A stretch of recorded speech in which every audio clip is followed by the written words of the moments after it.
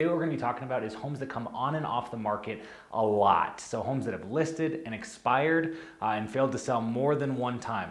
We're going to be talking about why this occurs to certain properties and not others, and how you can avoid it when you're listing your property. We're going to talk about it right now. This particular video really got away from me. It's like 13 minutes long. Now, it's no secret that a lot of my business comes from me calling, actually physically dialing, canceled and expired listings. And one thing I run into a lot more often than I ever would have really expected when I started doing this was seeing homes that have failed to sell not just one time, but multiple times, sometimes 3, 4, 5. I think the record is 8. I've seen one home that failed to sell 8 different times of being on the market. And at some point, you gotta start looking at you. I only have the person in the mirror to blame, I think. And so there are a couple of things that you can do to avoid keeping this from happening to you. The 3 most important factors involved with every home transaction are marketing, condition, and price. If any one of those things is off, it can keep your home from selling. And so it's incredibly important that you have all 3 of those factors dialed in. Again, condition, marketing, price. And if any one of those things isn't done properly, your home in many, many cases will fail to sell. And first one, obviously, is marketing. Now, this is the role of your agent. Your agent is in charge of marketing your home. Now, the goals of marketing don't change because we're talking about real estate versus, Coca-Cola products. The goals of marketing are pretty much always the same. Step 1 is you want to increase your value proposition to its max. This means that you want your product to look as appealing as it possibly can, so that when people see it, they see a lot of value in it and are as such willing to trade currency in exchange for that product. From there, the second goal of marketing is to get as many eyes on that product after that value proposition has been raised as possible. You want people seeing your product, i.e. being your home, that turns into showings, showings turn into offers. It's that simple. If your home is currently on the market, and I would say that if you're watching these videos, there's a fairly good chance that it is, one of the best things you can do to tell if your agent is doing a good job marketing your property is you can go search for it. So search for your home's parameters in your market and see if your home populates, see if you can find it. So say you're a 3-bed, 3-bath home in Briargate between $200,000 and $300,000. Go and search those parameters and see if you can find your home for sale. If you can't, there's a very serious problem with your marketing. From there, once you're able to find your home, look at it and see if it looks appealing to you. Do you think that your agent is doing a good job making the property look sexy? And if not, that's a conversation that you can have. We're not going to spend too much more time talking about marketing because we talked about it in a lot of our other videos. Staging, professional photography, drone work, video content. Next, we're going to be talking about condition. Now, I would actually say, and this is going to blow some minds here, I would say the condition of your property is the least important factor when it comes to selling your home. The reason for this is because you can overcome pretty much any condition issue with price. If you have a broken foundation or a bad roof or polybutylene plumbing in the house, any number of things that can be an issue, you can always overcome those things with price by reducing the price of your home. This is how flippers make money. We go out there, guys like me go out there and find homes that are being depreciated because of an adverse effect on the home right now. We go and we fix that thing and we make the margin on the property. You as a seller, if you want to sell your home on the retail market, you can get it ready to sell by fixing those conditions. Now, I always get nervous when I'm talking about improving the condition of your home because it's kind of a conversation about upgrades. And not everything you do to your home is an upgrade. You're not going to get money back out of everything you put into your home, especially super taste specific things that you do to your home. But that doesn't mean that you shouldn't consider upgrading your home. I'm always a little bit discouraged when I see that agents are kind of afraid a lot of times to ask their clients to spend money on their home. And I understand why. There's no guarantees you're going to get the money that you put into your home back out, and no agent has a crystal ball. But we do know the kind of basic rules and philosophies of real estate, and we do know the basics of what you can do to your home to get money back out. The simplest options, paint and carpet. But even those things agents can be afraid to ask their client to do because they can be expensive. A 2,700 square foot house can cost about $4,000 to paint. For that same home, for mid-range carpet and pad would be about $7,500. So right there, we're $11,500 right off the bat for upgrading your home. And that's a 5-figure sum of money. Not a lot of people, most Americans don't have that laying around. You might have an equity in your house. You can HELOC your home to do those upgrades to your property. I know that in some situations, I'm willing to actually front the money to get those things done for my listings because I know how much value it brings to that home. And it's the best way to get it sold. And obviously as real estate agents, we only get paid when your home actually successfully sells. So we're on your side. We want to see your property actually sell. Back to my fear of telling people to improve their home. Not everything you do to your home is an upgrade. Stick with carpet and paint. If you're thinking about doing anything else super crazy, please just send me an email. Let me know what you're thinking. I'll let you know if I think it's going to improve the value of your home. Touring through properties, I've had people show off everything from permanently affixed stripper poles, in living room hot tubs. I said in living room.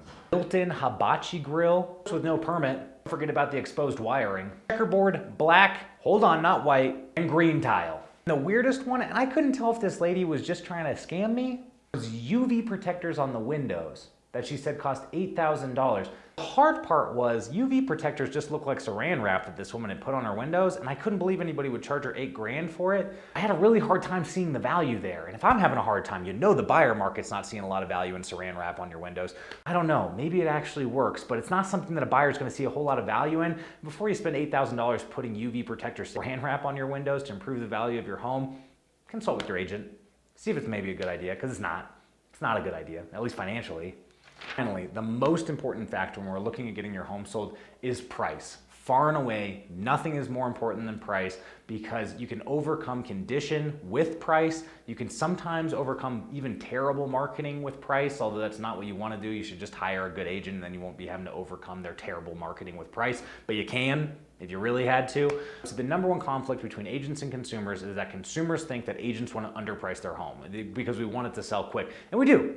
We absolutely want it to sell quick. We don't want to underprice it though. Consumers are always accusing agents of wanting to underprice their home so that it'll sell fast, and agents are frankly always we're always accusing our consumers or our clients of wanting to overprice their home, and so the middle ground can definitely be difficult to come to between the two parties. One thing I can tell you, consumers, is you don't have more experience than your real estate agent. We are doing this day in and day out. I'm actually walking through homes with buyers, seeing the things that they're balking at, seeing the things that they're able to overcome, and you're just not. And it's not accusing you of not knowing how real estate works, but you're not gonna really have a better bearing for it than your real estate agent. So let's just keep that in mind. Now, price, I don't care if you're the most updated home in your market, just the coolest thing out there. If you overprice it, you flat out won't sell. It's that simple. The best way to know if you're overpriced is look at your traffic, both online and through the home. You can hop online and go to Zillow.com, and they actually produce a report for you that shows how well your listing is performing. It'll show you how many clicks you're getting, how many saves you're getting, and it'll compare you to other homes in your neighborhood. If you're underperforming, you're probably overpriced. If you're underperforming and not getting any showings, so if it's both of those things, so you're underperforming and you're not getting showings, you're definitely overpriced. There's no question about it. Say what you want about Zillow, that little graph can be super helpful. I send it to clients pretty regularly. Don't use them for anything else. Your estimate is garbage. Beyond that, guys, like I said, your showing volume. Are you doing 0 showings? You're overpriced, period. You know, so you search for your home online, it was easy to find, that means it's being marketed well. You look at your photos, it looks super sexy, like in love with your own home all over again, it looks so nice, but then you're not getting any showings, you're overpriced. I don't care what you say, I don't care what you say about your agent, I don't care what you say about the order of your photos, you're overpriced if you're not getting showings. It is that simple. From there, if you're getting a little bit of showings, but not a lot of showings, so let's say 1 showing every couple of days is low showing volume in most price points here in my market. So we're only getting 1 showing every 3 or 4 days, all the way from $100,000 to $700,000. That's going to be low showing volume. For the more luxury price points, $700,000 and above, you're going to get lower showing volume just because there's a smaller market for that home. Again, low showing volume is an excellent indicator of we're just overpriced. One of the best conversations I had even this week was I was talking with a guy whose home just failed to sell on market 160 days, and he said, you know, we had good showing volume. We had 12 people come through and look at it. It's a $300,000 home. $1,000 below median price point here in Colorado Springs right now. So it's below median, you know, and below average price point. So there's a huge market for that property. 12 showings in 169 days. I mean, holy cow, how did you keep yourself motivated to keep your home on the market with that kind of showing volume? This is where his agent just wasn't educating him. We would have flat out told him early on, first 2 weeks, when we only got 1, maybe 2 showings, this is low. This is far lower than what we should be seeing. We know that our marketing works. We know that we got the property ready to sell. With the showing volume where it's at, we're probably overpriced. They're not fun conversations to have. It's why agents don't have them. If you have an agent who's afraid to have that conversation with you, they're not doing you any favors. From there, last indicator, here it is. Are we priced right? You hop online, you're easy to find, the condition looks great, you're doing lots of showings, 1, 2, 3 showings a day. For all those price points below 700,000 and above, you're doing a showing, about every other day. Then how are the quality of your showings? I know sellers stick around and watch their showings. I see you walking your dog around the block while I'm showing the house to my buyers. Gauge that. Was the buyer in and out in 4 minutes? That was not a good showing. I can tell you right off the bat. If I'm in and out of a house with a buyer in 4 minutes, it was a no. It was a no from Jump Street. It was a no from the curb. They walked in to be nice. We took our shoes off. It takes about 4 minutes to take your shoes off and put them back on. You're back out of the house. That is not a good showing. It means that, again, maybe you're just a little bit overpriced. Now we're actually getting showing volume, but we're not getting quality showings. And they're not all gonna be quality showings. Your home isn't gonna be for everybody. You only need it to work for one person, but there is that whole kind of hive mind thing going on. Are buyers coming in and spending 12, 15, 20 minutes in your home, really living in it, letting themselves in, actually mulling the decision over? That's a quality showing. Mixed with volume means you're probably priced about right, and hopefully that should turn into offers. Again, it's about tweaks, right? So if you're not doing any showing volume, you're significantly overpriced. That probably needs a pretty significant price drop. Doing a lot of showings, there's good quality there, but you're just not getting any offers, you're probably just barely overpriced. That's a little price drop, maybe $1,000, $2,000 just to swing it below, what we call a mind barrier for price. So, moving from 260 down to 259 sometimes can just kind of break that gap for people and get somebody off the fence and ready to buy your home. So, hope this video was helpful for you. I know it's a little bit longer. It's just, I think I'm a little bit more passionate about the subject because it can be really frustrating when I see a home come on and off the market 5 times. I can't figure out why they're not selling, but every time they come off the market and then go back on, they price higher. They price higher than what they were priced at the previous time. So the market's doing this, it's climbing, you're running from it. You're running from the market. You run from the market, come with the market. This is you, market.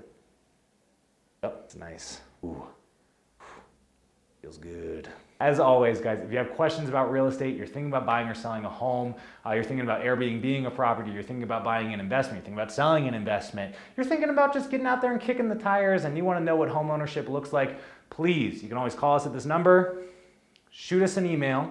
You can reach us at daveinthedreamteam.com. And as always, do not forget to like us on Facebook, and more importantly, subscribe to our YouTube channel. Thanks so much, guys. Bye.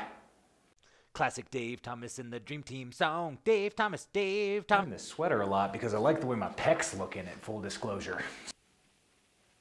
So, get ready to see a lot more of it.